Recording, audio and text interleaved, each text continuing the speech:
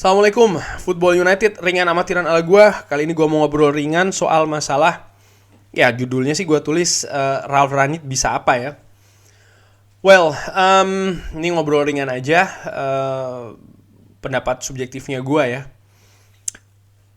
Semenjak Ole Gunnar Solskjaer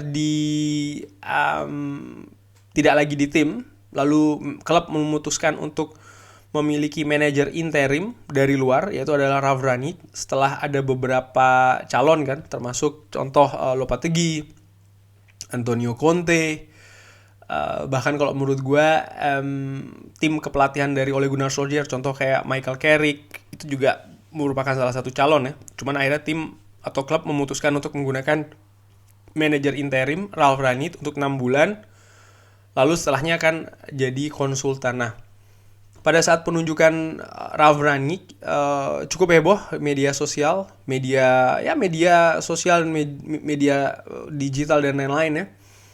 Karena salah satunya Ralf Rangnick ini dianggap gurunya gegenpressing, gurunya Jurgen Klopp, gurunya Nagelsmann, Hasenhüttl, dan lain-lain. Banyak sekali pelatih-pelatih utamanya dari daerah Bavaria ya yang pernah dimentorin oleh seorang Ralf Rangnick. Oleh karena itulah ada semacam kayak kepercayaan diri yang baru di sisi fans kalau gue ngeliat, termasuk juga di klub. Setelahnya memang kita sempat memperoleh hasil positif sebelumnya di tangan Michael Carrick ya kan. Lalu pertandingan pertama kita menang 1-0 menghadapi Crystal Palace.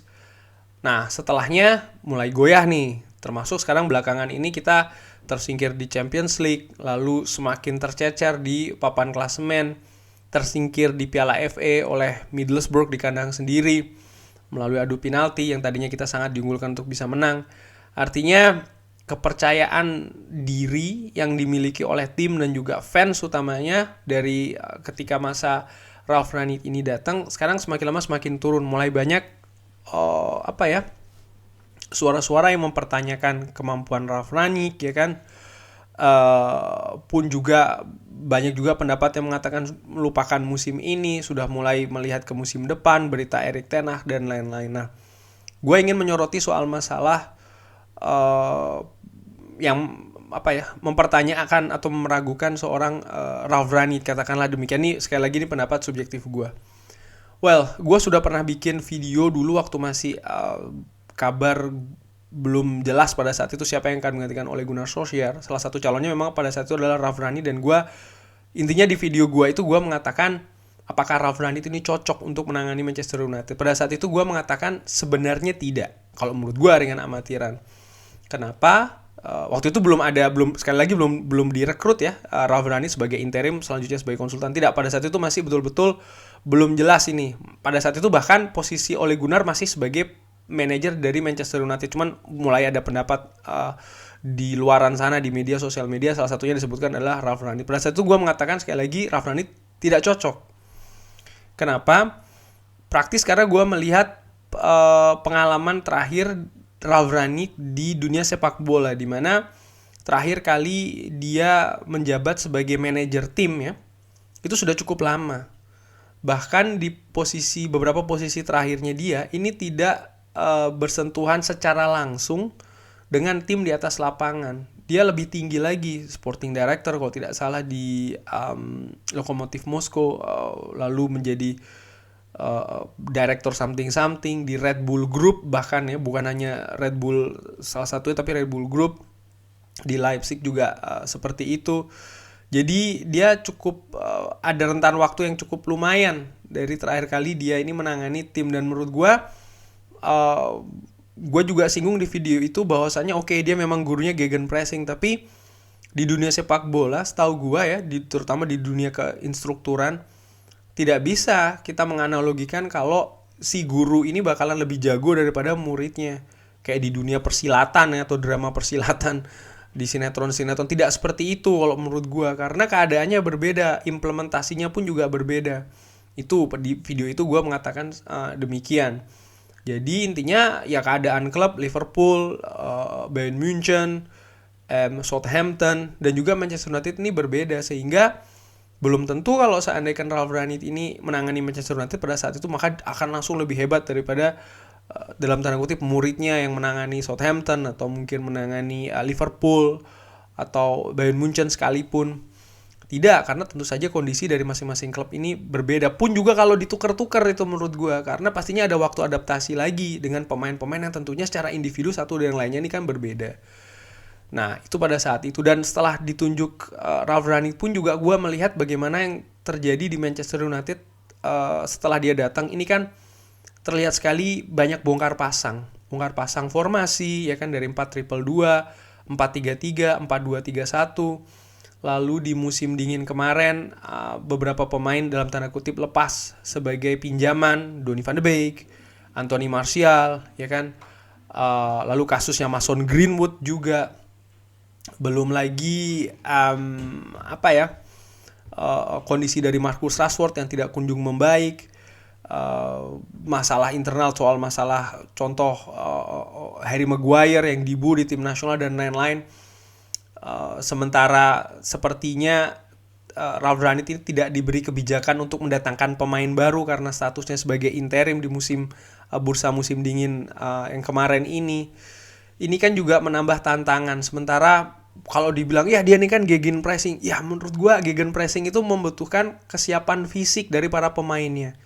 Manchester United dalam 2-3 musim terakhir, paling tidak seingat gua bahkan 3 musim terakhir ya, dimulai dari ditangani oleh Jose Mourinho, Manchester United itu menjadi salah satu tim dengan jumlah lari yang paling sedikit di Premier League. Dan ini tentu saja tidak bisa serta-merta langsung menerapkan gegenpressing seperti yang kita lihat di Liverpool atau di tim-tim lainnya ya. Tentu saja ini tidak bisa begitu.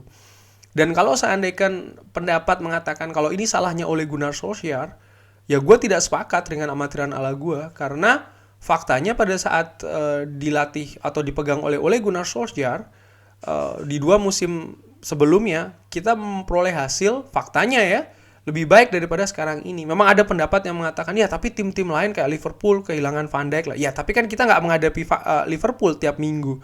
Kita kan menghadapi tim-tim lain.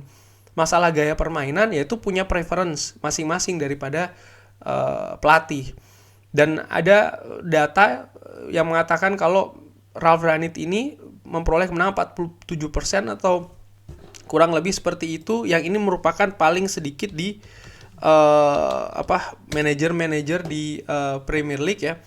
Ya menurut gue ini fakta memperlihatkan kalau memang dia ini mengalami kesulitan di sana. Dan ini memang tidak sama sekali tidak mudah untuk bisa merubah hal tersebut di Manchester United. Karena apa? Karena menurut gua masalahnya terlalu kompleks yang terjadi di Manchester United.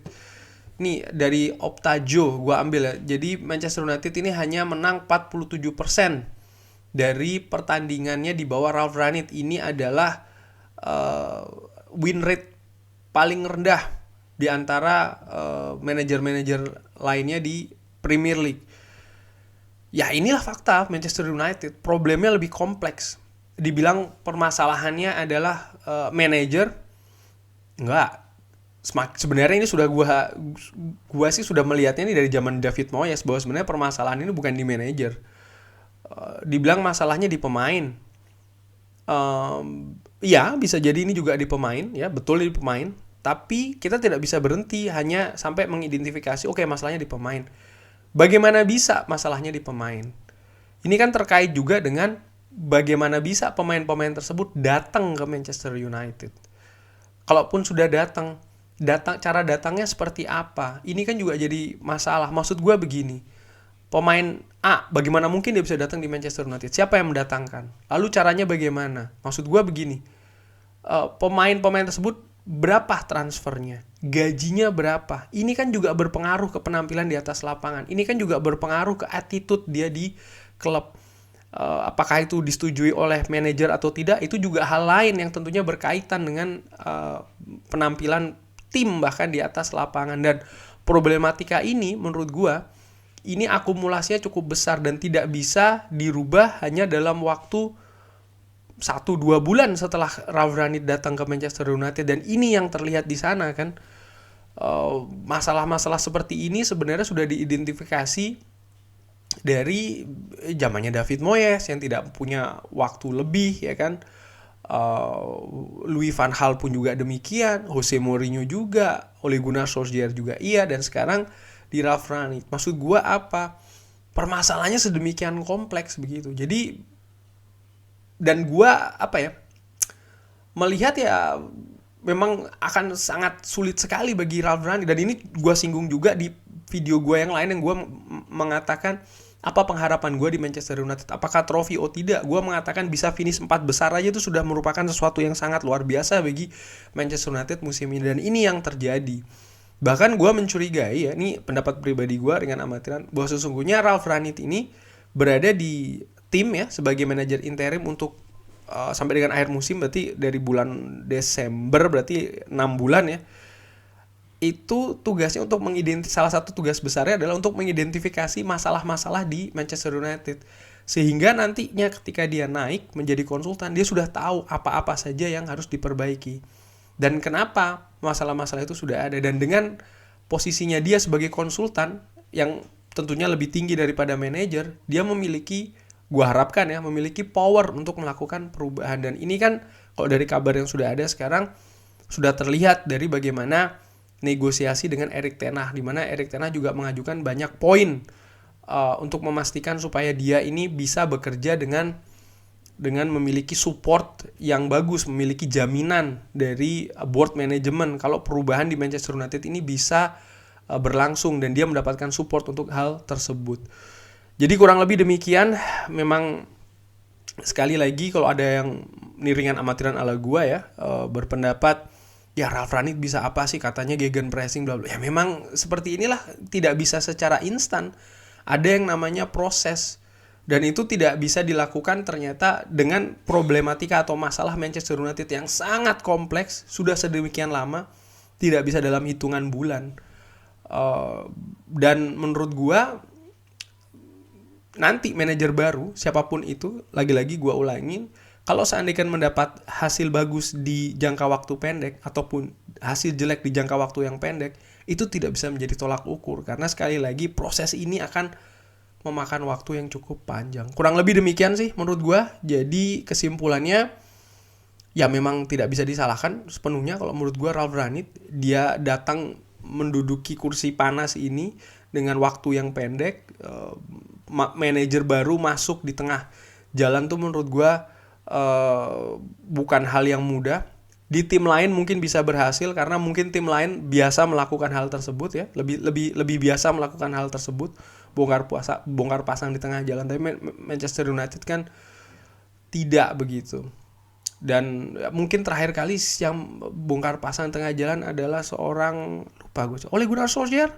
Dan pada saat itu sempat lumayan bagus kan, bukan lumayan bagus, bahkan bagus ya kan, di beberapa pertandingan secara beruntun bisa memperoleh kemenangan. Dari situ gua secara pribadi melihat ya memang tidak mudah, karena Ralf Rangnick pun juga akhirnya mengalami kesulitan ketika mengambil alih di tengah jalan. Dan sekali lagi mudah-mudahan perubahan ini bisa terjadi segera ya di Manchester United dan bisa secara konsisten. Kurang lebih demikian ngobrol ringan gua tentang masalah Ralf Rangnick ini. Kalau teman-teman ada pendapat lain, komentar lain, bisa drop di kolom komen. Video ini insya Allah tayang hari Senin, jadi gue ucapkan selamat berkegiatan hari Senin, jaga-jaga kesehatannya, lancar-lancar ibadah puasanya, jaga kesehatan, mudah-mudahan rezekinya lancar. Terima kasih sudah menyaksikan, jangan lupa sholat, like, and subscribe. Wassalamualaikum warahmatullahi wabarakatuh.